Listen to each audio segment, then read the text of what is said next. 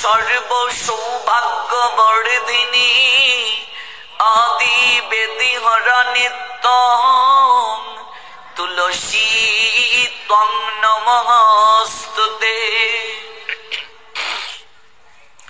বন্দে বৃন্দাবন গুরু কৃষ্ণ কমল লোচন বল্লভী বল্লভং দেব শ্রীরাধালিঙ্গিত বিগ্রহ শ্রীরূপী শ্রী সনাতন ভট্ট রঘুনা শ্রীজীব গোপাল ভট্ট দাস রঘুনা। আমি এই ছয় গোসাইর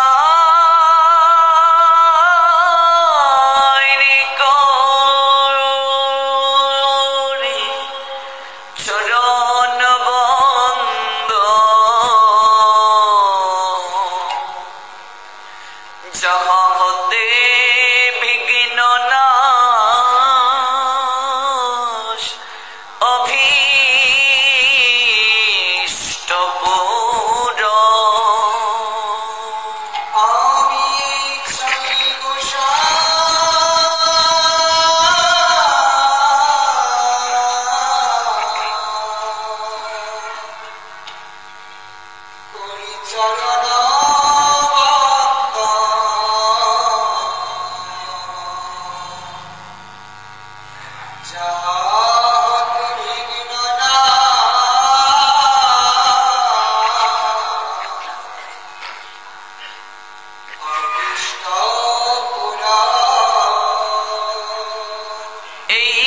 ছয় গোসাই চরণ চরণ বন্দ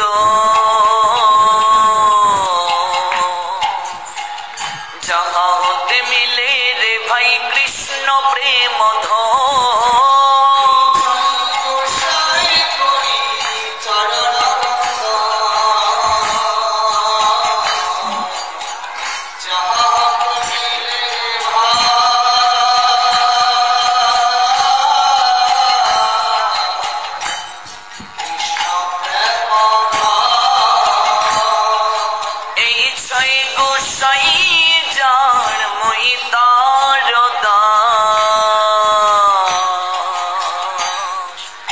সবার পদ রেণু মোর পঞ্চগ্রাম।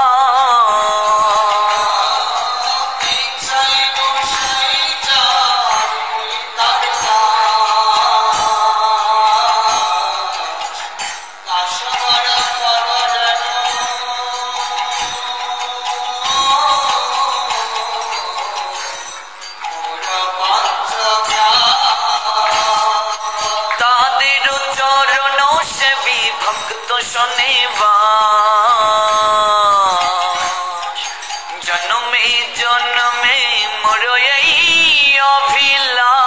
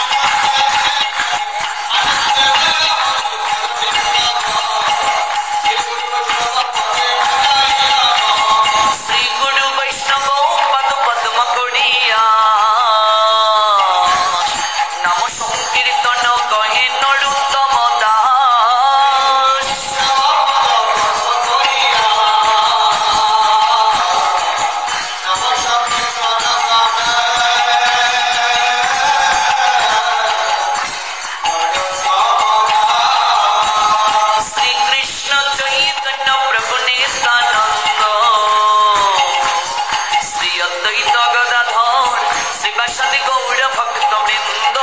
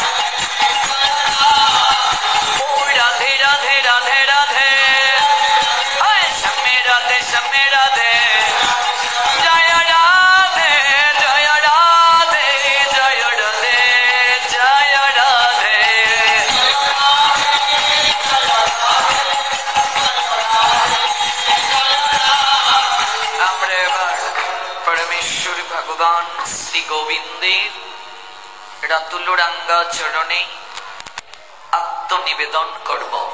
হাত তোলার মানে কি?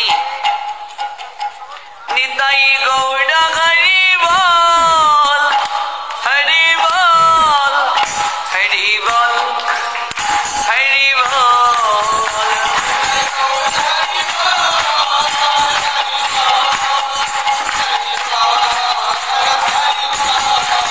হরি বল, হরি বল, গৌর হরি বল। হরি বল, হরি বল, গৌর হরি বল।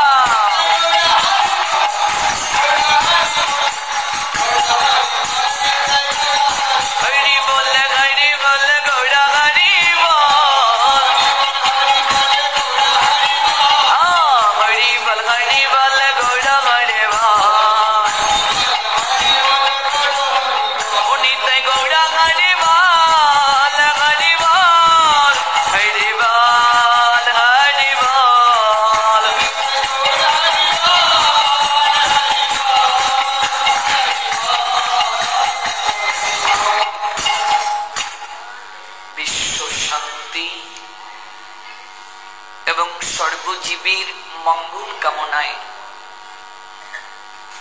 40 প্রহর ব্যাপী শ্রী শ্রী তারক ব্রহ্ম হরিনাম সংকীর্তনের প্রারম্ভিকায় সর্বসাক্ষী সর্ববিরাজমান সর্বক্ষমতার অধিকারী পরমেশ্বর ভগবান শ্রী গোবিন্দের অপ্রাকৃত মুখনে সুরিত বাণী শ্রীমদ্ ভগবত গীতা এবং তারই অনিন্দময় লীলা মাধুরী শ্রীমদ্ ভাগবত যজ্ঞানুষ্ঠানের ধারাবাহিকতায় আজ চতুর্থ রজনী। আজকের পূর্বে তৃতীয় রজনী পর্যন্ত আপনারা আস্বাদন করেছেন। আজ এবং আগামীকাল আপনাদের চরণধুলি প্রাপ্তির সুযোগ পেয়েছি। আজকের এই হিমেল রজনীতে বাংলাদেশের কিশোরগঞ্জ জেলার ভৈরব উপজেলা শহরস্থ শ্রী শ্রী গোপাল জিউর মন্দির প্রাঙ্গণে যারা উপবেশন করেছেন, আপনাদের প্রত্যেকের রাতুল রাঙ্গা চরণে আমি অভাজন ভক্তিপূর্ণ প্রণতি নিবেদন করছি। কৃতজ্ঞতা নিবেদন করছি আয়োজনকারী ভক্তবৃন্দের প্রতি, কমিটি বৃন্দের প্রতি, যারা প্রত্যেক বছরই আপনাদের চরণ দর্শন করার জন্য আমাকে আমন্ত্রণ করেন। এটা আমার জন্য বড় প্রাপ্তি। আপনাদের অডেল ভালোবাসা, অনুরাগ মিশ্রিত ভক্তি অতুলনীয়। আয়োজনকারী ভক্তবৃন্দ জয়যুক্ত হন। দেশ জাতি তথা সমাজ সমৃদ্ধ হোক তাদের কর্ম তৎপরতায়। ধাপে ধাপে উন্নতির সিঁড়ি বেয়ে জীবনে নতুন নতুন সফলতা বয়ে আনুন। দেশ জাতি তথা সমাজ সমৃদ্ধ হোক তাদের কর্ম তৎপরতায়। অনলাইনের মাধ্যমে দেশ এবং দেশের বাহির থেকে আমাদের সঙ্গে যারা আছেন, আপনাদের প্রত্যেককেই কিশোরগঞ্জ জেলার ভৈরব উপজেলার সকল ভক্তবৃন্দের পক্ষ থেকে সুস্বাগতম জানাচ্ছি। এবং পরবর্তীতে ইউটিউবের মাধ্যমে যারা দেশ এবং দেশের বাহির থেকে পুরো প্রোগ্রামটি দেখবেন, শ্রবণ করবেন, আপনাদের প্রত্যেককেই অভিনন্দন জানাচ্ছি। আলোচ্য বিষয় শ্রীমদ্ ভগবত গীতা এবং শ্রীমদ্ ভাগবত। যেহেতু দুদিন আপনাদের সাহচর্য প্রাপ্তির সুযোগ হয়েছে, আজ আমরা শ্রীমদ্ ভগবত গীতা থেকে শ্রবণ করব, আগামীকাল শ্রীমদ্ ভাগবত থেকে শ্রবণ করব। তবে অনুষ্ঠান মঞ্জুষায় একটু সংশোধন আবশ্যক, বলাটা প্রয়োজন। আমরা যারা পারমার্থিক জগতে গ্রন্থ রাজি নিয়ে গবেষণা করি, চর্চা করি, আমাদের উচিত এই বিষয়গুলোকে ধরিয়ে দেয়া। শ্রী শ্রী গীতা যদি লেখা হয় তাহলে সেটি কখনো যথাযথ নয়। যেমন আমরা লিখেছি শ্রী শ্রী গীতা ও শ্রীমদ্ ভাগবত পাঠ। কেন যথাযথ নয়? আপনি যখন গ্রন্থের দিকে তাকাবেন তখন শ্রীমদ্ ভগবত গীতা, গীতা অনেক রয়েছে।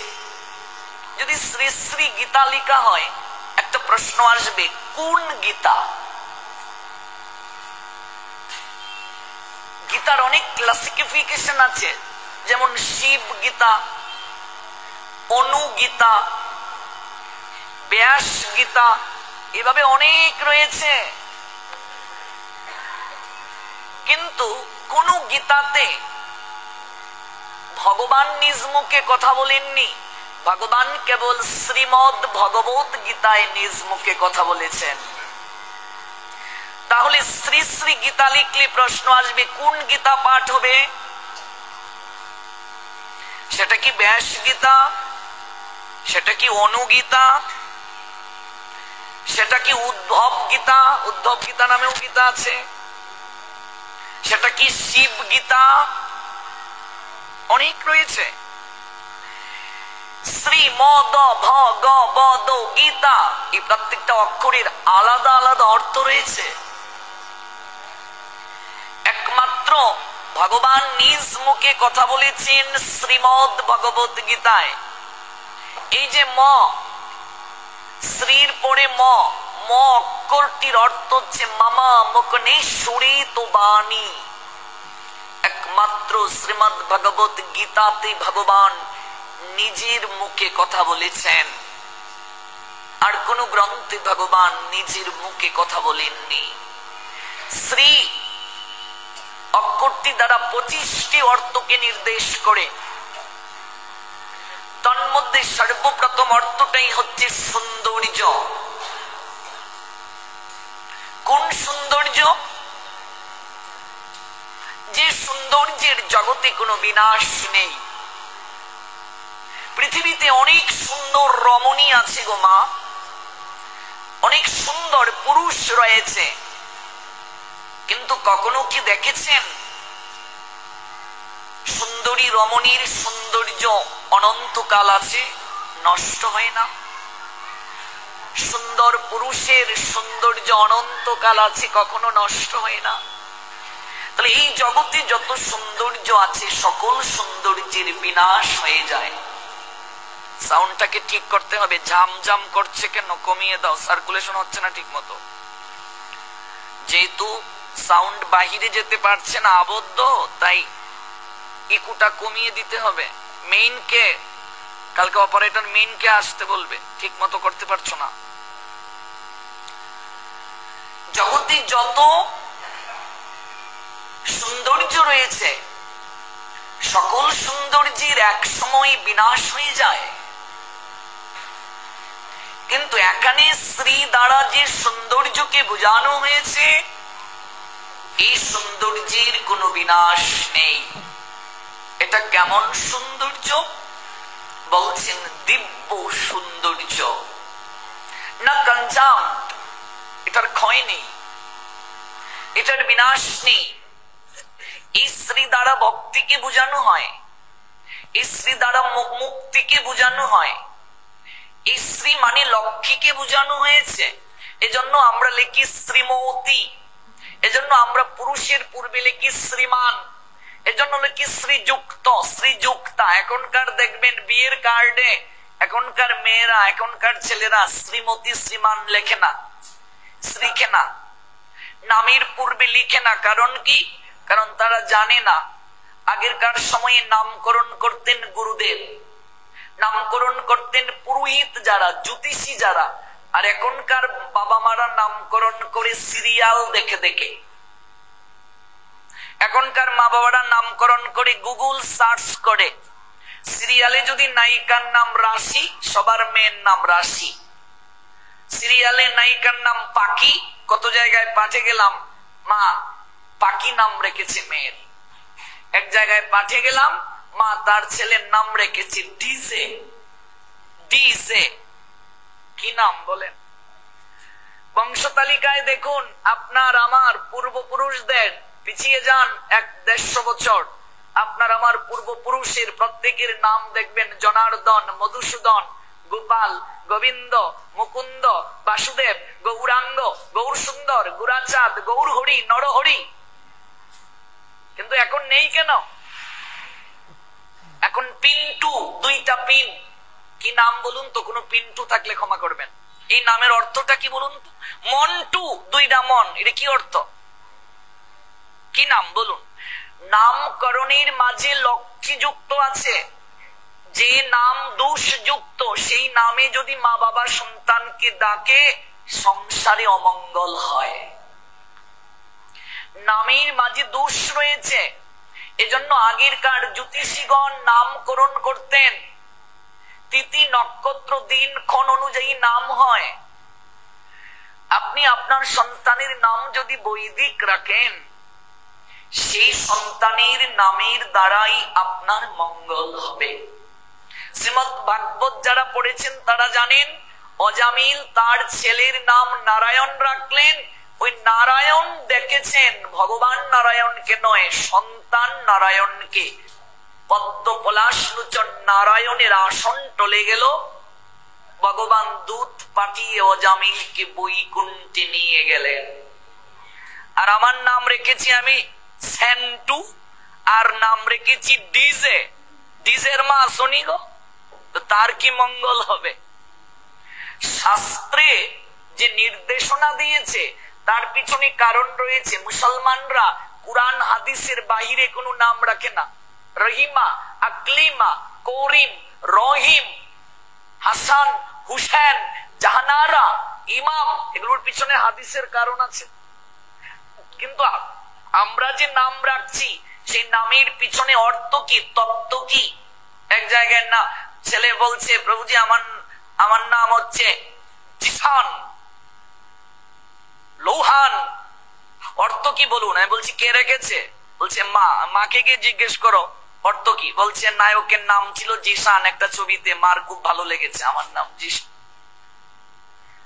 এই হলো আমাদের দুর্ভাগ্য। ব্যাকরণ সম্পর্কে ধারণা যদি না থাকে, সংস্কৃত সম্পর্কে যদি ধারণা না থাকে, সনাতনকে বুঝতে গেলে আপনাকে অবশ্যই সংস্কৃত জানতে হবে। সনাতন গ্রন্থ সম্পর্কে জ্ঞান লাভ করতে গেলে আপনাকে অবশ্যই তত্ত্বদ্রষ্টার নিকটে যেতে হবে। তা না হলে নয়। শ্রী দ্বারা লক্ষ্মীকে বোঝানো হয়েছে। প্রত্যেক নারী শ্রীযুক্তা, মানে লক্ষ্মীরই প্রতিমা, লক্ষ্মীরই অংশ সদৃশা। প্রত্যেক নারী রূপে গুণে লক্ষ্মী সরস্বতী। প্রত্যেক নারী শক্তির বহিঃপ্রকাশ, আদ্যশক্তি মহামায়ার রূপিণী। শক্তির বহিঃপ্রকাশ, শক্তিমান করে। এজন্য সর্বদা পুরুষের বাম পাশে নারী অবস্থান করে। এমনকি শয়নের সময় স্বামীর বাম পাশে স্ত্রীর বালিশ থাকবে। শ্যামের বামে রাই দাঁড়াইলা, একই শোভা দেখা যায়। বামে কেন? তার পিছনে কারণ আছে। দেখবে গুরু পরম্পরা যখন বসানো হয় তখন সরগোস্বামী কোন দিকে থাকে গো? অনেকের ঘরে সরগোস্বামী নেই, কিন্তু সেবা করছে। গুরু পরম্পরা যখন বসাবেন সর্বপ্রথমে সরগোস্বামী, তারপর আপনার পরম্পরা অনুযায়ী একেবারে বাম দিকে থাকবে আপনার গুরুদেব। গুরুর বাম দিকে শিষ্য থাকে। বাম দিকে কেন? বাম দিকে স্বামীর স্ত্রী থাকে। কেন? তার কারণ হচ্ছে স্বামীর শক্তি হচ্ছে স্ত্রী, শক্তি স্বামীকে শক্তিমান করবে। গুরুদেব শক্তিমান, শিষ্য হচ্ছে শক্তি, গুরুর শিষ্য হচ্ছে শক্তি। যেমন ভগবানের লাদিনী শক্তি রাধারানী। রাধা শব্দের অর্থ হচ্ছে আরাধিকা, যে আরাধনায় রত তিনি রাধা। প্রত্যেক ভক্ত, প্রত্যেক সাধক, প্রত্যেক সাধিকা রাধারই প্রতিনিধি। প্রত্যেককেই রাধার ন্যায় হতে হবে। অর্থাৎ রাধারানী দেখিয়ে দিলেন জগৎকে কেমন করে গোবিন্দ আরাধনা করতে হয়। এই জন্য লাদিনী শক্তি, শক্তি যদি না থাকে জগৎ সংসার চলবে না। এই যে আমি কথা বলছি, শক্তি প্রয়োজন হচ্ছে কিনা? এই যে মাইক্রোফোন দূর দূরান্তে শব্দ পৌঁছে দিচ্ছে, শক্তির তরঙ্গ আছে কি নেই? ভেতরে শক্তি আত্মা চলে গেলে আপনার দেহটার মূল্য আছে কি? আগুনের শক্তি দহন করা, আগুন যদি পুরাতে না পারে আগুনের মূল্য আছে কি গো? জলের শক্তি কি পিপাসা মেটানো? জল যদি পিপাসা মেটাতে না পারে জলের কি মূল্য আছে বাবা? ফ্যানের শক্তি কি ঘুরে ঘুরে বাতাস দেয়া? ফ্যান যদি ঘুরতে না পারে ওই ফ্যানটা পরিবর্তন করে আরেকটা নতুন আনা হয় কিনা? মূল্য আছে কি? সাপের শক্তি বিষ, যে সাপের বিষ না সাপের বাচ্চা, ভুল বলছি না তো? শিষ্য যত মন্দির দেখবে দশ তখন দেয়া হয়, সেই দজার রংটা কি? লাল রং। লাল রং কেন? সাদাও তো হতে পারতো, হলুদও হতে পারতো, লাল কেন? This is fact, this is question. লাল রং শক্তির প্রকাশ। সিঁদুরের রং লাল কেন? লাল মানে শক্তি। যেদিন থেকে পুরুষ নারীর স্মৃতিতে সিঁদুর দিল সেদিন থেকে শক্তি রূপে পুরুষ নারীকে গ্রহণ করলো। সেই নারী ভজন সঙ্গিনী, সে পুরুষকে ধর্মপথে পরিচালনায় সবচেয়ে বেশি সহায়তা করবে। কিন্তু সেই রমণী বিয়ের পর ভজন সঙ্গিনী না হয়ে পুরুষের শয্যা সঙ্গিনী হয়ে যায়। এটাই দুর্ভাগ্য। যার কারণেই আমরা ভজন পথে অগ্রসর হতে পারি না। স্বামী স্ত্রী দুজন মিলে ভজন করব, সপ্ত পাকে বিয়ে করে প্রতিজ্ঞা করেছি, অথচ স্বামী স্ত্রী দুজন মিলে কটা সংসার আছে? দুজন মিলে গীতা পাঠে যায়, ভাগবত পাঠে যায়, সন্ধ্যাবেলা একই সঙ্গে আহ্নিক করে হরিনাম করে করছে না। তার মানে প্রতিজ্ঞা যে করেছে পালন করতে পারছে না, হিসাব দিতে হবে, বিচারের কাঠগড়ায় দাঁড়াতে হবে। লাল রং শক্তির প্রকাশ, অধিকারের প্রকাশ, সাহসের প্রকাশ। এজন্য যুদ্ধে যদি কেউ যায় তখন রক্ত দ্বারা ক্ষত্রিয়রা কপালে রাজটিকা পরিয়ে দিত। রক্ত বিজয়ের বহিঃপ্রকাশ। এই বৃদ্ধা আঙ্গুলি হচ্ছে শক্তি তথা বিজয়ের বহিঃপ্রকাশ। ক্ষত্রিয়রা এই অঙ্গুলি দিয়ে কপালে রক্ত দ্বারা টিকা পরিয়ে দিত।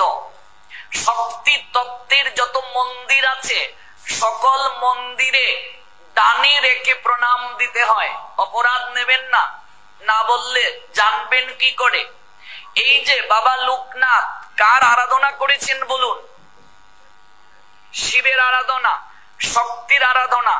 তাহলে সেই বাবা লোকনাথের পাশে গোপাল রেখেছেন কোন তত্ত্বে? যদি বলেন যে মন্দির সংস্কার হচ্ছে এই জন্য রেখেছি, অপরাধ করা হচ্ছে। কেন? আপনি লোকনাথকে এসে যখন প্রণাম দেবেন কিভাবে প্রণাম দেবেন? সরাসরি প্রণাম। তাহলে গোপালকে কি করে প্রণাম দেবেন? বামে রেখে। তাহলে প্রণাম অপরাধ করে আপনি নরকগামী হচ্ছেন না, সেটা নিশ্চয়ই, কিন্তু রাখা যাবে না। লোকনাথ মহাপুরুষ, শিবের আরাধনা করছেন। গোপাল ত্রিকালদর্শী, লোকনাথেরও আরাধ্য, তিনি পরমেশ্বর ভগবান। প্রিন্সিপালের চেয়ার যেখানে থাকে কিংবা সহকারী লেকচারের চেয়ারে তো প্রিন্সিপাল বসবে না, দফতরির চেয়ারে তো প্রিন্সিপাল বসবে না। এটাকে আসন বিন্যাস বলে। আসন বিন্যাস সম্পর্কে যার ধারণা নাই সে হচ্ছে ব্যাককল, বুকা, মূর্খ, তার অপরাধ হবে। কোন আসনে কে বসবে সে সম্পর্কে তো আমার ধারণা থাকতে হবে। গোপাল অনন্ত কোটি বিশ্ব ব্রহ্মাণ্ডের মালিক, আর বাবা লোকনাথ ত্রিকালদর্শী মুক্ত মহামানব। এমনকি মনে রাখবে ভগবানের মন্দিরে যে ছবি থাকে সেই মন্দির ভগবানের মন্দির হোক আর গৃহ মন্দির হোক, কোন কোন গৃহ মন্দিরে দেখবে ভগবানের চিত্রপট থেকে গুরুদেবের চিত্রপটটা বড়, এটাও অপরাধ হয়, আসন অপরাধ। আসন বিন্যাস সম্পর্কে ধারণা থাকতে হবে। যদি আমার মন্দিরের কাজ চলে আমার ভগবান গোপালকে এমন জায়গায় রাখতে হবে যেন আসন অপরাধ না হয়। গোপাল হচ্ছেন কে? পাঁচটা যে ভাবের আরাধনা, সে আরাধনার মাঝে বাৎসল্য প্রেমের আরাধনার পরাকাষ্ঠা রূপ। তাহলে বাৎসল্য প্রেমের পরাকাষ্ঠা রূপে গোপালকে আরাধনা করেছেন কে? যশোদা। সর্বপ্রথমে দেবকী না হয়ে যশোদার নামটা আসবে। কেন? তার কারণ যশোদার যে বাৎসল্য সেটা হচ্ছে পূর্ণ বাৎসল্য, দেবকীর বাৎসল্য অর্ধ বাৎসল্য। অর্ধ আর পূর্ণের মাঝে জ্ঞান কি? আলোচনা কিন্তু তত্ত্বগত, একটু বুঝতে সমস্যা হতে পারে আপনাদের। লীলা কথা বলতে বলতে আমরা এমন একটা জায়গায় নিয়ে যাচ্ছি, মানুষকে তত্ত্ব বলি না। আর তত্ত্ব বলি না বলে আমাদের পরিবর্তন নাই, আমরা অপরাধ করছি। মনে রাখবে, এই যে সেবা করা হচ্ছে মদ তুল্য, যার কারণে সেবা করে কৃপার অপরাধের মাঝে এক প্রকার সেবা অপরাধ হচ্ছে ভগবানের সঙ্গে অন্য কারো আসনের তুলনা করা, এটাও সেবা অপরাধ। 10টা নাম অপরাধের মাঝে একটা অপরাধ হচ্ছে ভগবানের নামের সঙ্গে অন্য কোন দেব দেবতার নামকে সমকক্ষ মনে করা, নাম অপরাধ।